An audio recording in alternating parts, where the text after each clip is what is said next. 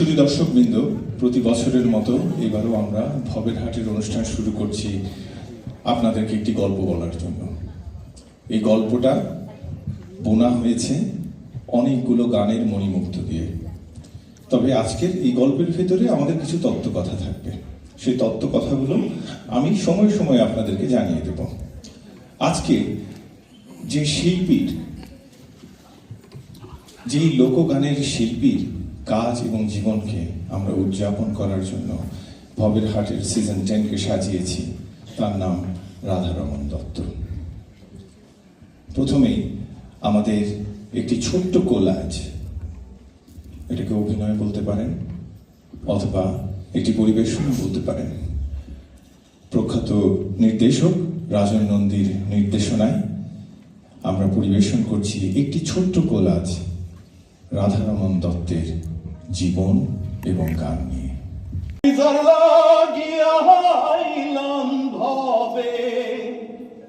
তারে যদি পাইলাম না, জানলে হবে আর আসতাম না।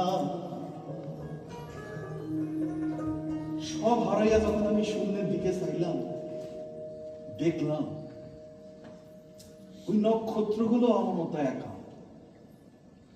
অথচ কি এক অভিন্ন সুরে গাথা। সেই থেকে আমি আমরে হারাইছি, খুঁজা ফিরছি সেই সুরগুলাকে। ওই মাকাল ফল দেখিতে ভালো, উপরে লাল ভেতরে কি কালো, জানা ছিল না। আমি না জানিয়া সেই ফল খাইয়া বিষের জ্বালায় বাঁচি না, জানলে হবে আর আসতাম না।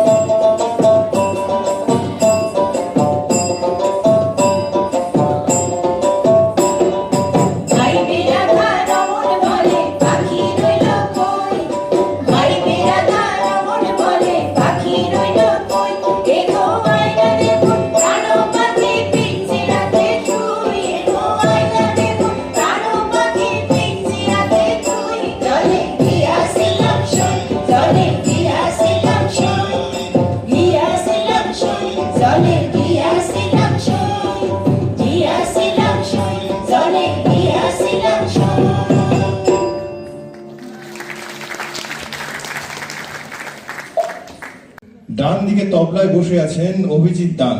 একটা দান, একটা তান হয়ে যাবে নাকি দাদা?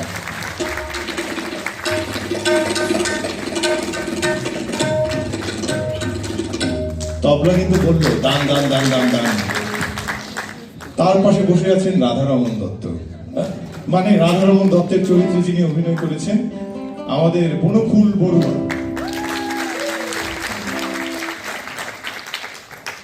তারপরে বসে আছেন ফয়সাল আজিজ সজীব, আমাদের ওয়ান এন্ড অনলি দোলারা প্লেয়ার। তারপরে বসে আছেন ফারিয়া আপু। ফারিয়া আপুর আসলে খুব বেশি কিছু বলার প্রয়োজন নেই, ওনার সুর, ওনার গলা, ওনার কণ্ঠ, ওনার গায়কী সবকিছুই কথা বলে। তো আমি আসলে ওনাকে শুধু যদি ফারিয়া আপু বলি, সেটাই আসলে ওনার সবচেয়ে বড় পরিচয় আমার মনে হয়। শাকিল, তোমাকে কিন্তু আজকে গান গাইতে দেবো, তো এত মুস্কা কেন মারছো বুঝতে পারবে? আমি শুধু আমার জবটা ঠিক রাখার চেষ্টা করে চলেছি। তারপরে বসে আছেন লুনিয়া আপু, আমাদের সেকেন্ড ফিমেল ভোকালিস্ট এবং ওয়ান অফ দ্য বেস্ট। তারপরে বসে আছেন সোহেল ভাই, গুণ হয়ে যাক সোহেল ভাই। সোহেল খান আমাদের মধ্যে একমাত্র ব্যক্তি যিনি বলতে পারেন my name is Khan and I am a guitarist. তারপরে যে ছেলেটা আজকে এখানে বসে আছে, এই ছেলেটা সম্পর্কে আমার ভাগ্নে হয়, আমার বড় আপা নিশাত আপুর ছেলে, তো সে আমার সম্পর্কে ভাগ্নে হয়। তো আমি সেজন্য খুবই গর্বিত, কারণ হচ্ছে সংস্কৃতে একটা কথা আছে নরনাং মাতুলক্রম, মানে ভাগ্নেরা মামার মতো হয়।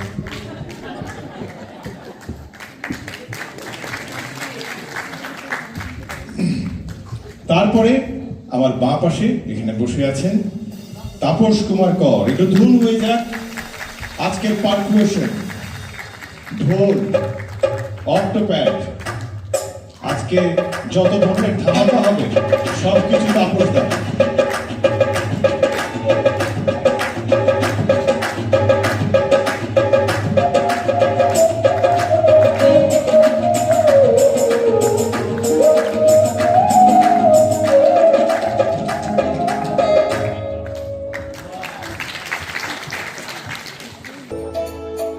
আমার সোনার ময়না পাখি